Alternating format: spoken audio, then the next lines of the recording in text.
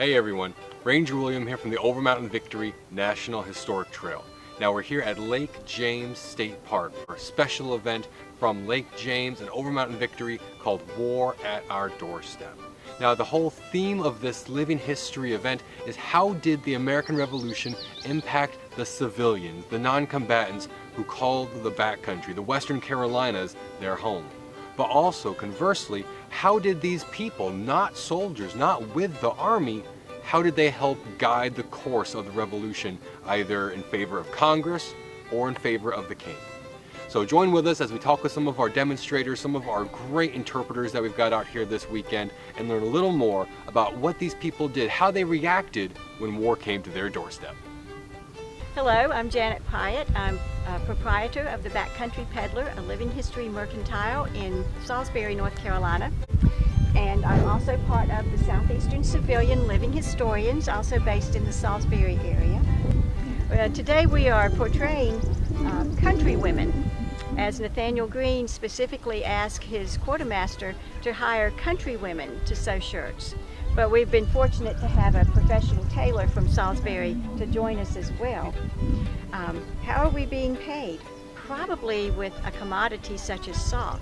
And that's a very welcome thing because, you know, hog butchering time will come soon and we'll need that salt to put up the meat for the winter. Today we are concentrating on sewing shirts, and our shirts will look like this. My name is Jesse, and I work at the Mountain Gateway Museum in Old Fort. We are one of the regional history museums for the state, and here today we are talking about the Great Wagon Road. This particular part of the setup is a bit of an interactive to help people learn about the thought process that went into loading their Conestoga wagon to make the trip from Pennsylvania down through the Shenandoah Valley and into what was then the backcountry of North Carolina. So we have the wagon, some information about the foods that people would need, the amounts, different items and their weights, and then the great big pile of tokens. So you have to think about your family size, the length of the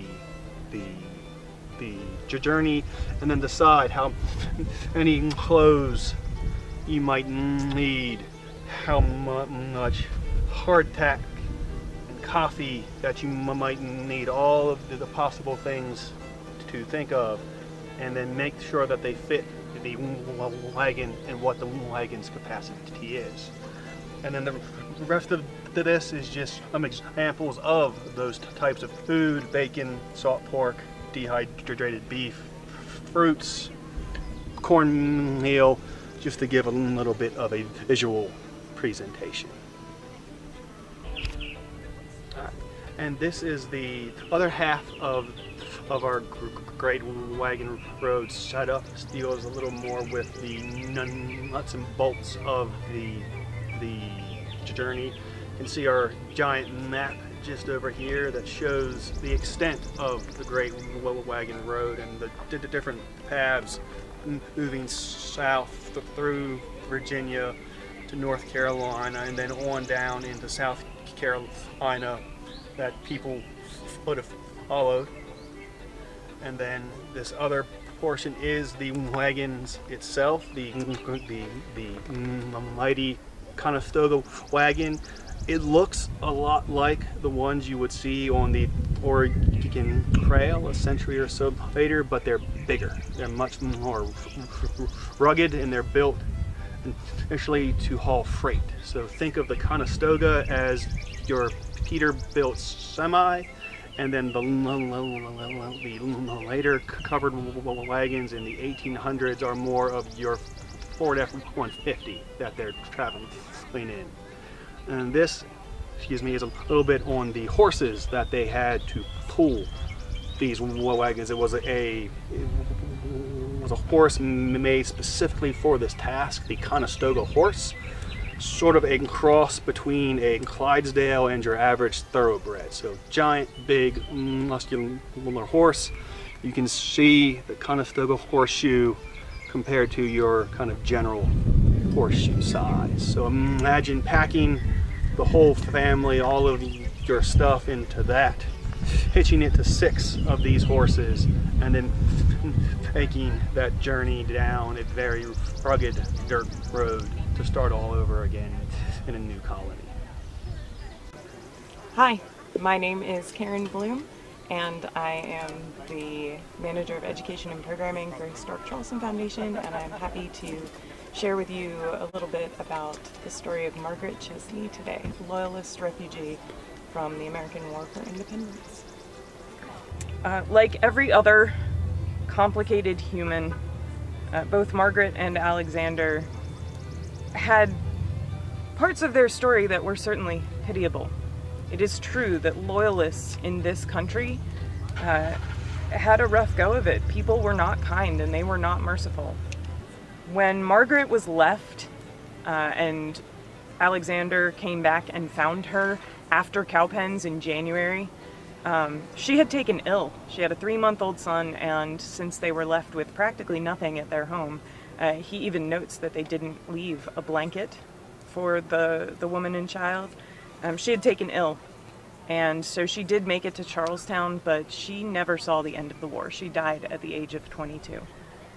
Alexander left their son William with a relative in the country. They were a big Irish family, and there were lots and lots and lots of relatives who stayed in America.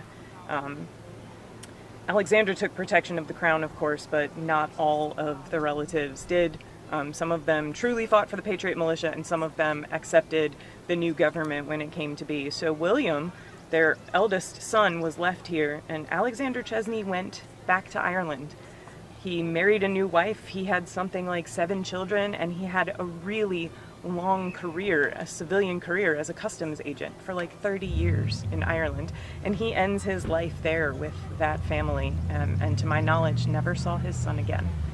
So their story as refugees, really going through a lot of hardship in this country that they understood to be their home, and it was Margaret's home. She was born in Pennsylvania, is really a tragedy of the American War for Independence, and it's a good lens through which we should be able to look at loyalists and give them some humanity and agency back, because loyalists and British regulars were not the nameless, faceless enemy. They were people too, and they suffered, and they made others suffer.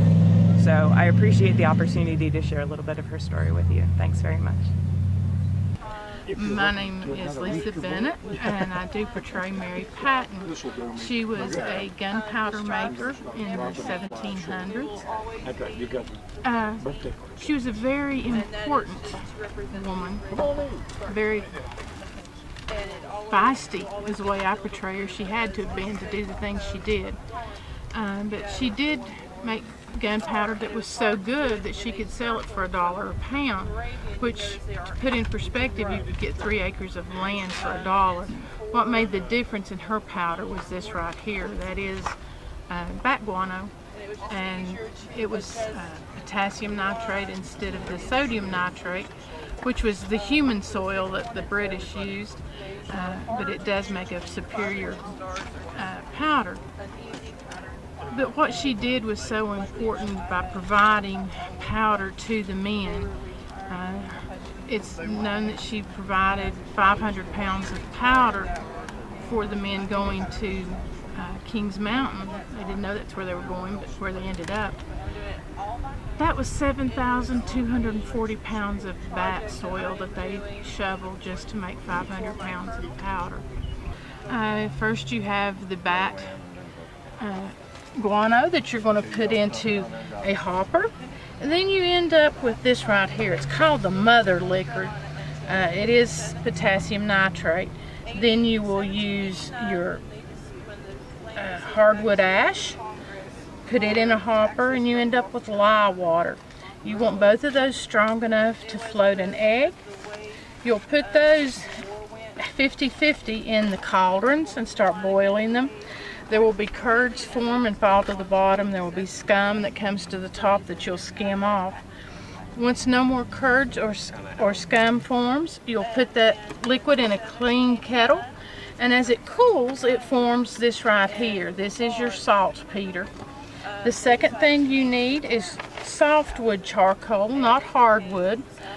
Making charcoal was the biggest industry in the colonial America. If you hear of coal in the 1700s, it is charcoal, not what would come from the ground. You'll grind it up, and that's going to be your second ingredient. Your third is sulfur. You're going to make a dough with water, and it's going to be by weight, 75% saltpeter, 25% sulfur and charcoal. According to the strength of your charcoal, it may be 12.5, or 10, 15. This is a model of our stamp mill, Mary's stamp mill. You would put that dough in the log, a flume would feed the box, and as it stamps that powder, it's mixing it like you're kneading bread. If it gets too dry at that point and that hits it, it's going to explode. So it's a dangerous job. After 2.5 hours of that, you'll put it through the sieve. The size of hole determines the grain of your powder. If you don't grain your powder and you try to travel with it, it's useless. It falls back apart. This is a Jacob's foot, Jacob's root, and it pushes the powder through the holes. You're going to do that 4 or 5 times, but again, if it gets dry, it's going to explode, so you have to keep it wet. After it's been through the sieve 4 to 6 times, then you can dry it. This is a model of the beehive oven. You'd get it very hot, rake all coals out, put trays of powder in there to dry, and then you would end up with this. This is the final product. This is your black powder. She ended up with over 3,000 acres of land. Her powder mill was so good that it produced powder to the end of the Civil War. It was never known as John Patton's mill or the Patton mill, even though John was a powder maker. She was just someone that her story needs to be told, because she was a very important part, especially to the men in the Watauga settlement. Tanaka, Tane, Yetta, Nia, Cassidy. Hello, how are y'all? My name's Cassidy. I'm from the Catawba Nation. We are from South Carolina, Rock Hill. It's about a few hours south of Lake James. We've been in this area for over 6,000 years. One of our main things we're known for is our pottery. I have some examples here. Also basketry, and we've introduced pine needle basketry, reintroduced. Use longleaf pine. That's what I'm working on here. So the Catawba people have encountered the Europeans in the early 1500s. It was about 1543 they encountered Hernando de Soto, and then again we encountered explorers in the 1700s and joined in with the colonies and became a neighboring tribe, helping them survive and offering our protection to them in surrounding areas. We've had our involvement in all the wars. When the French and Indian War happened, the Catawbas paired with the British. We also, in the Revolutionary War, paired with the colonies. And we've also fought in every other war. We've had involvement because our Catawba men were very strong, renowned warriors, and are very fierce. And there was one that they just couldn't get rid of. So we were recognized by the state and the government until the 1950s or so. And then our federal status was taken away illegally. And it wasn't until 1993 that we were federally recognized, after declaring that the treaty that was made in the early 1900s was illegal. So we were granted our reservation that we are on now. We have about 3,500, 4,000 registered members to our tribe, and we're still growing. So we're still here today, and we are thriving and learning and teaching cultural classes. I'm from the Cultural Center. We're in Rockville, where we have a small museum setting, Monday through Saturday. Anybody can come and visit. It's free to the public. Come and learn about the Catawba people. Hello everyone, my name is Melodie Daniels. I am a member of Washington County Regiment of the North Carolina Militia from Sycamore Shoals State Historic Park in Elizabethton, Tennessee. And I'm here this weekend at the beautiful Lake James State Park area in North Carolina. And the thing that we're talking about at this particular presentation is the beef industry. During the American Revolution more specifically, but even before the Revolutionary War started, the area that I am in now is kind of considered the backcountry or the frontier during colonial America. And sometimes people misinterpret that, that this area is very unsettled.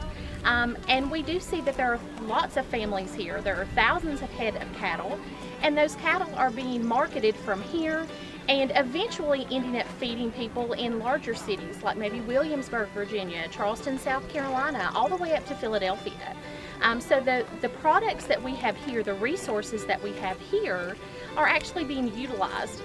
Something I think is very fascinating about that is the more we study history to learn what we think will be differences, we find a lot of similarities. So just like we have cattle today for the ultimate consumer, we had a beef that was becoming a product for the ultimate consumer. It was just transported a little differently and marketed a little bit differently, but again, still the same product for people. So one of the things that we've been talking about some is what that would look like, some of the differences. We have some paperwork here. These are some drawings of tools that would be utilized by a butcher during the colonial America period and the Revolutionary War, so that we can kind of talk again what that process is like.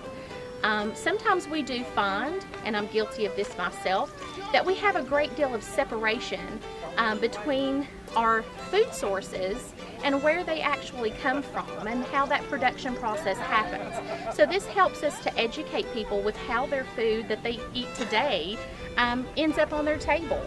So that can kind of talk about some of those tools.